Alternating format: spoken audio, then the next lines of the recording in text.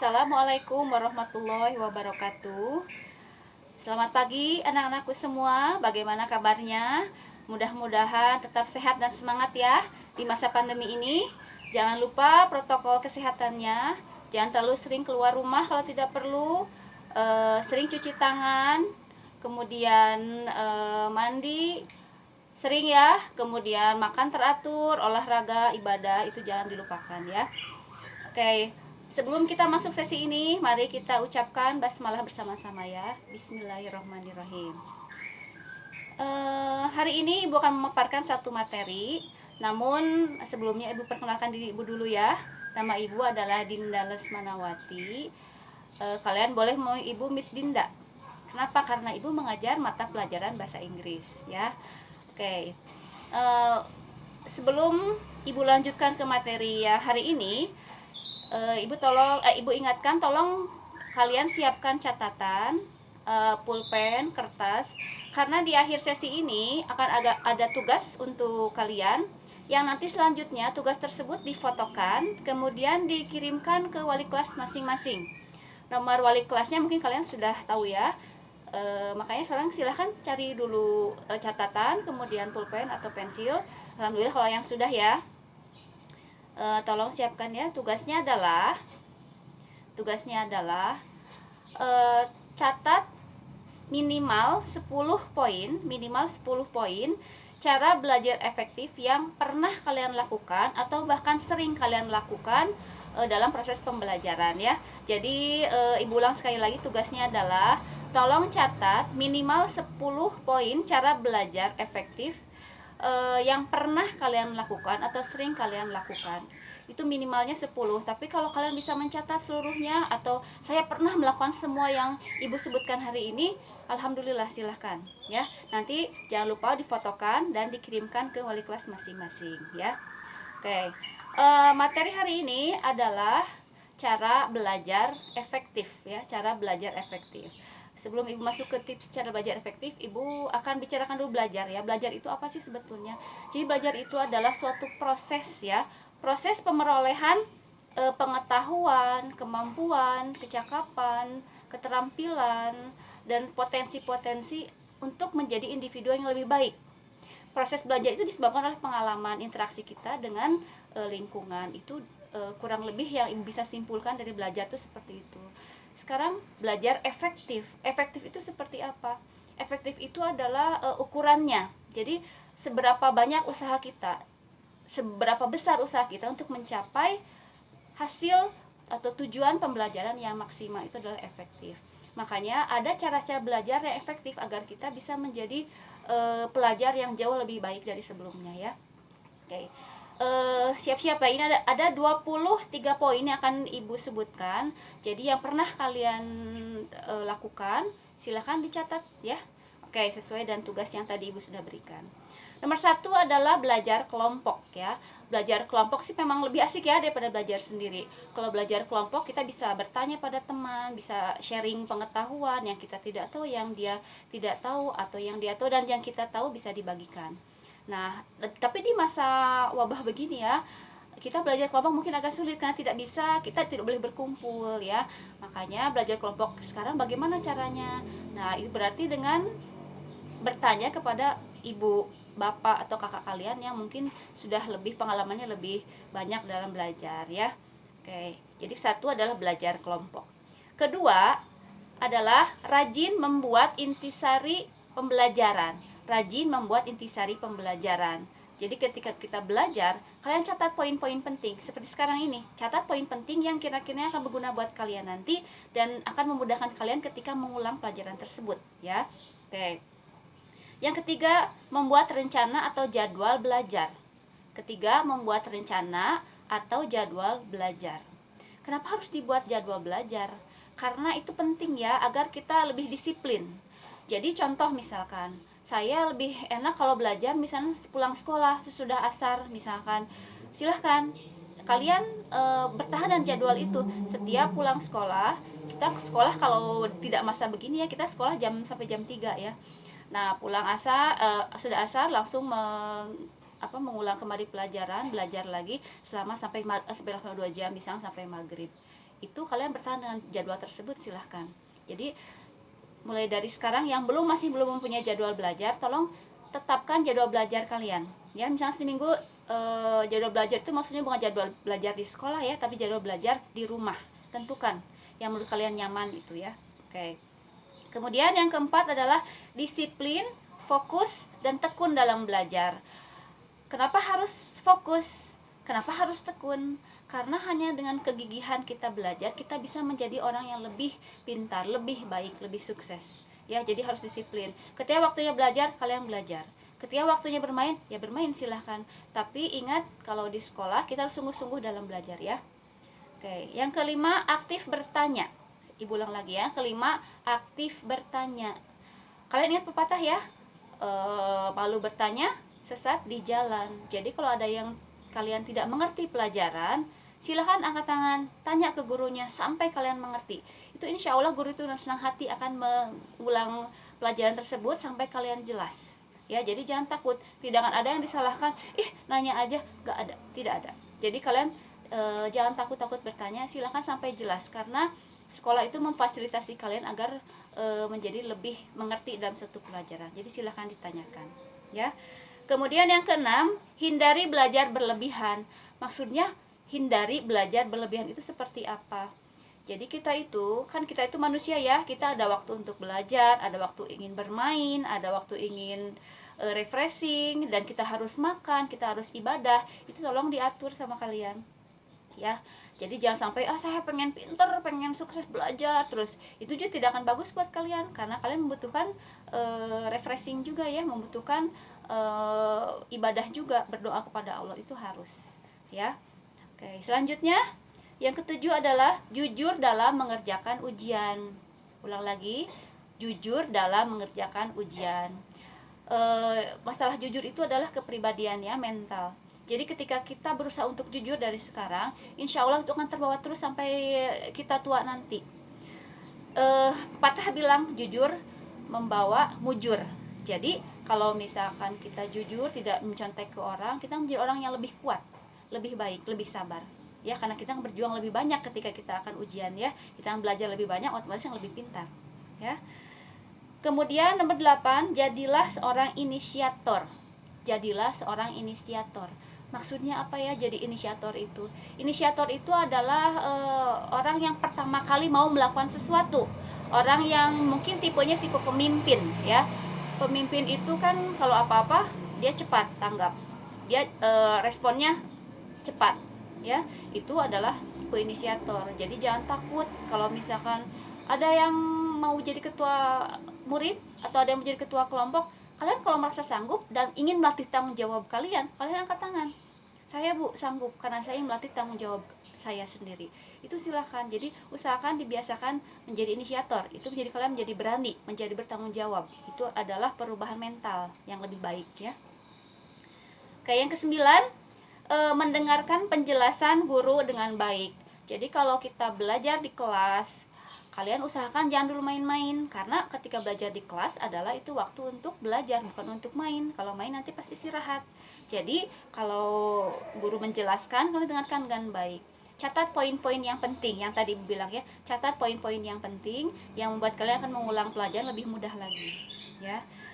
Selanjutnya yang nomor 10 adalah kerjakan tugas dan PR dengan segera. Kenapa sih harus segera? Ibu ingatkan ya, di SMP ini kalian akan akan mempelajari 11 mata pelajaran, 11. Jadi ketika ada satu mata pelajaran ada tugas atau ada PR, kalian cepat-cepat kerjakan. Karena kalau kalian tidak dikerjakan dengan cepat, tugas kalian itu akan menumpuk dari satu jadi dua, jadi tiga, jadi empat. Jadinya kalian nanti malas mengerjakannya ya. Jadi kalau ada tugas atau PR, cepat kerjakan. Jadi kamu juga tenang, kalian juga tenang, saya udah nih PR ini. Dan tidak akan lupa ketika di sekolah, wah ternyata ada PR yang saya belum mengerjakan. Nah, tidak ada kata seperti itu ya. Oke. Yang 11 sekarang ya, mengulang pelajaran yang sudah diajarkan. Ibu ulang lagi, mengulang pelajaran yang sudah diajarkan. Jadi kalau di sekolah, misalnya hari ini kita belajar bahasa Inggris, misalnya matematik, IPA, pulang sekolah kita baca hasil yang tadi kita pelajari. Tidak usah menghafal, baca saja. baca saja berulang-ulang 2 kali 3 kali setiap mata pelajaran. Itu akan membantu kalian mengingat lebih lama, akan membantu kalian tidak usah terlalu menghafal nanti pada di akhir ujian, tidak usah, karena kamu mengingat sedikit-sedikit ya. Oke, karena mengulang pelajaran itu seperti yang mudah ya, tapi kita suka malas melakukannya ya. Tapi tolong jangan malas ya, ulang saja, hanya membaca diulang lagi. Yang ke-12 itu adalah banyak berlatih pelajaran yang kurang disukai. Ibu ulang lagi, banyak berlatih pelajaran yang kurang disukai. Memang ya, ibu juga merasa ya kalau ada pelajaran yang tidak disukai, kita itu malas sekali mengerjakannya, malas mengulangnya, malah kadang di kelas juga, aduh saya nggak bisa nih pelajaran ini, aduh malas banget. Itu memang berat ya, tapi kan kita akan menjadi individu yang lebih baik ya, lebih sukses, lebih pintar. Jadi tolong ketika depannya yang sulit jangan dihindari, kita justru dekati. Cara dekatinya bagaimana? Pelajari lagi dari buku-buku, tanya kepada teman, tanya kepada gurunya. Itu kalian sedikit demi sedikit mungkin akan menyukai pelajaran tersebut dan malah akan lebih menjadi pintar di pelajaran tersebut ya. Jadi yang nomor 1, jangan terlalu sebal pelajaran ini, enggak, jangan. Kita ada pelajaran, oh ya saya nggak bisa pelajaran ini, mudah-mudahan nanti saya bisa. Itu camkan di otak kalian ya. Jadi biar menjadi lebih baik kalian. Oke, selanjutnya ini ke-13 ya. Ikuti kegiatan ekskul yang ada di sekolah. Jadi ikuti kegiatan ekskul yang ada di sekolah. Ekskul itu adalah kegiatan yang outdoor ya. Menyenangkan sekali kegiatan ekskul itu. Hanya karena dalam keadaan sekarang ya, keadaan wabah pandemi ini, mungkin ekskul tidak akan dulu dilakukan oleh kalian, karena memang belum ada kegiatan ekskul ya. Jangankan ekskul ya, belajar aja sudah agak sulit gitu ya pada masa begini. Jadi nanti kalau sudah aman, negara kita sudah aman lagi, kalian ikuti ekskul yang kalian suka ya. Ibu yakin kalian akan enjoy sekali di situ ya. Oke.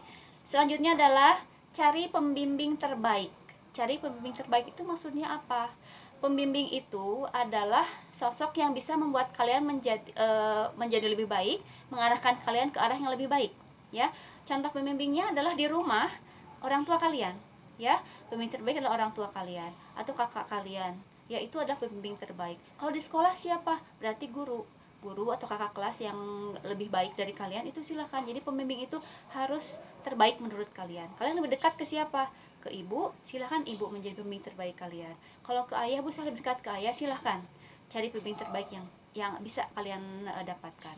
Kalau di sekolah itu usahakan kita dekat dengan guru ya. Jadi guru bisa membimbing kalian baik dalam pelajaran atau dalam keseharian menjadi orang yang lebih baik ya. Kemudian yang ke-15, temukan situasi dan kondisi belajar yang kondusif. Ibu ulang lagi ya. Temukan situasi dan kondisi belajar yang kondusif. Kondusif itu apa ya maksudnya ya? Kondusif itu artinya adalah suasana yang nyaman. Saya nyaman kalau misalkan, ini contoh ya, saya nyaman kalau misalkan belajarnya, ini maaf ya kalau ibu ada motor atau apa, karena ini ibu di pekarangan rumah ya. Jadi mungkin ada suara-suara yang terdengar oleh kalian selain suara ibu ya. Situasi yang nyaman itu misalkan ada siswa yang nyaman dengan sambil mendengarkan lagu ketika belajar. Kata dia, ini lebih baik bu, seperti ini, saya jadi cepat masuk pelajarannya, silahkan lakukan. Ada siswa yang senangnya hening aja, diam di kamar, menghafal, membaca, mengulang, itu dalam keadaan suasana yang hening, itu silahkan. Yang tahu kondusif itu adalah diri kalian sendiri, yang tahu kenyamanan belajar adalah diri kalian sendiri. Jadi temukan sama kalian, saya enaknya begini nih kalau belajar, atau misalnya saya enaknya belajar sambil tiduran, silahkan aja, tapi jangan tertidur ya. Oke, seperti itu silahkan pilih oleh kalian sendiri. Yang ke-16 adalah metode imitasi. Ulang lagi, yang ke-16 adalah metode imitasi. Imitasi itu artinya meniru. Jadi meniru pembelajaran yang misalkan, ibu kasih contoh pembelajaran bahasa ya. Untuk bahasa Inggris, kita dianjurkan untuk melakukan metode meniru ya. Jadi kalau ibu bilang good morning, kalian bilangnya good morning, tidak bilang good morning, tidak, karena kamu harus meniru pembimbing yang terbaik ya. Begitu. Jadi ikuti saja, coba meniru dulu sedikit-sedikit. Mungkin kalian akan menjadi lebih baik, bahkan lebih pintar ya. Kemudian ke-17 adalah trial and error. trial and error. Trial and error itu adalah try dalam bahasa Inggris artinya mencoba atau berusaha. Sedangkan error dalam bahasa Inggris artinya kalian tahu pasti ya, kesalahan ya, atau ada yang salah gitu ya.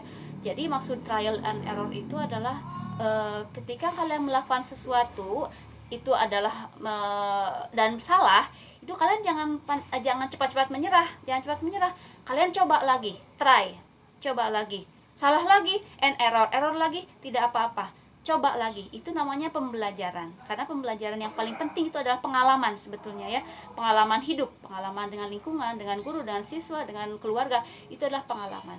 Jadi ketika ada mencoba, jangan aduh saya tuh udah pernah kayak gitu, udah nggak usah lagi. Jangan seperti itu. Kamu harus berusaha terus, karena kebenaran atau hal yang benar berasal dari hal yang salah dulu. Ketika orang tahu ini hal salah, dia akan mencari solusinya. Aduh, gimana nih caranya biar saya jangan salah terus? Bagaimana nih caranya, solusinya pada masalah ini? Itu yang buat kalian lebih pintar, ya. Yang ke-18 adalah pengkondisian atau bahasa Inggrisnya conditioning, ya. Pengkondisian itu maksudnya apa? Sebetulnya ini hampir sama dengan tadi dengan mencari cara belajar yang kondusif, hampir sama. Hanya mungkin pengkondisian itu ada stimulus dulu. Ya, maksudnya begini, misalkan saya kalau belajar pengennya ditemani oleh misalkan seblak, misalkan ya, baru saya bisa belajarnya semangat. Jadi kalau kamu belajar pengen semangat nih, bikin seblak dulu atau beli seblak dulu, seperti itu. Saya semangatnya ditemani oleh teh manis, kalau saya belajar harus ada teh manis. Itu stimulusnya itu teh manis. Kalau saya lihat teh manis jadi pengen belajar nih, jadi semangat belajarnya. Nah itu, coba kalian cari kondisi pengkondisiannya seperti apa yang menurut kalian paling enak. Atau misalnya saya senangnya kalau misalkan disuruh ibu dulu, ibu udah jerit-jerit baru saya belajar, itu pengkondisian saya. Itu silakan, jadi kalian bebas, karena tergantung diri sendiri ya kalau belajar itu ya. Tidak bisa satu individu dan individu lain sama pengkondisiannya atau sama kenyamanan, itu berbeda. Jadi kalian setiap individu harus tahu diri sendiri. Oh, saya belajar enak kalau begini nih, saya nyaman kalau begini, ya silahkan. Kemudian yang ke-19 adalah metode berpikir, ya. Ibu ulang lagi, 19 adalah metode berpikir. Sekarang berpikir itu maksudnya apa? Jadi itu adalah cara, metode berpikir itu adalah cara kita mencari solusi pada masalah yang ada, ya. Maksudnya bagaimana? Kalau misalkan kita menemukan masalah, kita jangan langsung sedih, langsung udahlah gitu. Jangan seperti itu.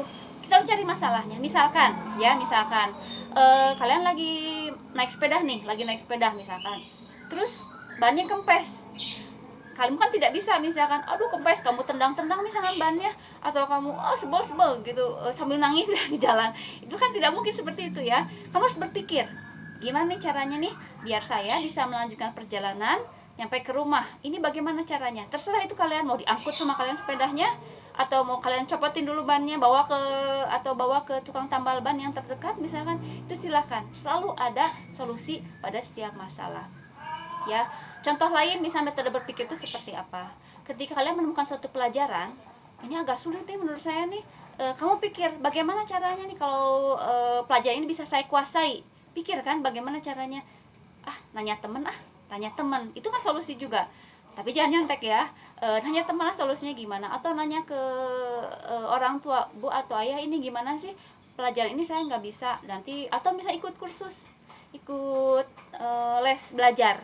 Itu silahkan. Jadi selalu ada solusi dalam setiap masalah, tergantung kalian berpikirnya. Makanya ini sebutnya metode berpikir, metode mencari solusi terhadap masalah yang kita dapatkan, misalkan gitu ya. Oke. Yang ke-20 adalah mulailah dari yang mudah. Ibu ulang lagi ya, mulailah dari yang mudah. Maksudnya apa ya mulai yang mudah itu? Jadi seperti kita juga manusia ya, kita mulai dari kecil dulu. Kita tidak tiba-tiba sebesar begini kan, tidak ya. Jadi kita mulai dari kecil dulu, dan mulai dari bayi banget, kemudian balita, kemudian naik sampai kalian seperti sekarang sudah remaja. Itu adalah proses kan, sama belajar juga ada prosesnya. Mulai dari yang mudah dulu. Jadi ketika ada soal-soal yang diberikan oleh guru atau ujian, kan lihat dulu nomor 1, aduh sulit, saya nggak bisa, lewat. Yang kedua nggak bisa, lewat. Ketiga, ini kayaknya agak lumayan nih, yang nomor 3 saya kayaknya agak bisa nih. Nah, silakan kerjakan nomor 3 dulu. Silakan dulu yang kalian anggap mudah dulu, yang kalian anggap yang paling kecil dulu, itu silakan mulai dari situ. Karena semua yang besar mulai dari yang kecil dulu ya. Seperti itu. Dan ingat, ibu ingatkan sekali lagi, jangan pantang menyerah ya ketika ada sesuatu yang sulit, karena kita kan tadi Bu ajarkan ada metode berpikir ya. Jadi semua sebetulnya cara belajar ini berkesinambungan, sama efektif untuk menjadikan kalian menjadi individu yang lebih pintar, lebih baik, lebih sukses ya. Oke, kemudian yang selanjutnya yang nomor 21 adalah sering-seringlah berlatih ya. Sering-sering berlatih. Ada pepatah bahasa Inggris yang seperti ini, practice makes perfect. Artinya apa? Latihan membuat menjadi sempurna. Contohnya nih ya, saya ingin jadi penyanyi nih, kalian, saya nanti saat sudah besar nanti pengen jadi penyanyi. Apa kalian cuma diam aja pengen jadi penyanyi tapi diam, tidak ada usaha apa-apa? Itu salah. Kamu harus berlatih dari sekarang. Misalkan berlatih bersama guru seni di sekolah misalkan, atau berlatih nyanyi-nyanyi di rumah misalkan ya, lihat YouTube misalkan, bagaimana sih teknik menyanyi yang benar, kamu cari-cari di Google seperti apa. Itu artinya berlatih. Kamu berlatih terus, itu akan menjadi lebih baik ya. Kemudian contoh lain adalah misalkan saya ingin bisa misalkan pelajaran IPA nih misalkan, ya kalian berlatih, cari bukunya, baca bukunya, cari di internet seperti apa, kalau percobaan seperti ini kira-kira seperti apa ya, terus kalian cobakan pada diri sendiri. Jadi sering berlatih. Atau misalkan ingin menjadi atlet, atau malah ada atlet ya di sini, saya misalkan atlet lari, kalau kalian tidak berlatih larinya ya nggak mungkin jadi atlet yang bagus ya. Jadi berlatih itu penting ya. Oke, lanjutkan lagi ya. Yang ke-22, gunakan sumber belajar dan media yang relevan. Gunakan sumber belajar dan media yang relevan. Sumber belajar itu apa saja ya kira-kira? Sumber belajar itu berasal dari lingkungan kalian sendiri. Lingkungan itu bisa dijadikan sumber belajar ya. Dari lingkungan kalian lihat, oh ternyata begini cara kalau misalkan berbicara orang tua, oh ternyata begini kalau misalkan cara misalkan kita bersih-bersih di rumah ya, oh begini cara bersih yang benar itu begini, yang baik itu seperti ini. Kemudian kalau sumber relevan belajar itu tentu saja salah satunya adalah guru ya kalau di sekolah. Jadi ibu bisa dijadikan sumber belajar bahasa Inggris untuk kalian, itu bisa karena ibu adalah sumber yang relevan. Atau misalkan kebetulan di rumah kalian, orang tua kalian ada yang bisa mengajarkan kalian pelajaran yang menurut kalian sulit, itu juga sumber belajar yang relevan. Kalau di sekolah itu selain guru-guru itu kalian juga bisa melihat ke perpustakaan sekolah ya. Di perpustakaan sekolah itu kalian bisa menemukan semua buku, baik yang fiksi, non fiksi, buku paket. Kemudian ada juga disediakan komputer untuk mencari, untuk searching di internet itu ada. Jadi perpustakaan juga merupakan sumber belajar yang relevan untuk kalian. Oke, selanjutnya adalah medianya ya. Medianya adalah internet. Sekarang kalian sudah tahu lah, tapi tolong relevan dengan usia kalian. Jadi jangan cari internet yang website yang aneh-aneh ya, cari website belajar. Ya, oke. Yang terakhir, yang ke-23 adalah selalu memohon bimbingan Allah Subhanahu wa taala untuk muslim ya. Dan untuk kalian selalu memohon bimbingan Allah atau bimbingan Tuhan. Karena tanpa doa itu kita tidak akan menjadi apa-apa. Tapi ketika kita berusaha dan berdoa, itu insya Allah juga akan membuat kalian menjadi individu yang lebih baik. Jadi jangan lupa berusaha dan berdoa ya. Itu yang paling penting justru ya, Ibu simpan di akhir itu yang paling penting. Jadi ingat, dengan mempelajari cara belajar efektif ini, kalian insya Allah bisa menjadi individu yang lebih baik. Jadi semangat ya, semangat ke sekolah, di sekolah kita ini. Jangan menyerah, jangan cepat sedih dengan sesuatu, kita happy saja ya. Mari kita tutup acara ini dengan mengucapkan hamdalah bersama-sama ya. Alhamdulillahirabbil alamin. Mudah-mudahan kalian bisa mengambil manfaat dari materi yang Ibu sampaikan hari ini. Assalamualaikum warahmatullahi wabarakatuh.